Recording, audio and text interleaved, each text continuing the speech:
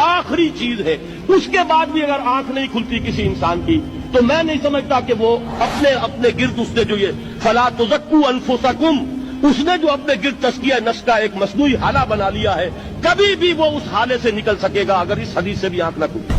اور وہ حدیث کیا ہے؟ اللہ نے حکم دیا حضرت جبرائیل کو فلاں بستیوں کو الٹ دو اس کے رہنے والوں سمیت، کہ حضرت جبرائیل عرض کرتے ہیں کہ اللہ فلاں بستی کو الٹ دوں، اس میں تو تیرا فلاں بندہ بھی ہے جس نے پلک جھپکنے جتنی دیر بھی معصیت میں بسر نہیں کی۔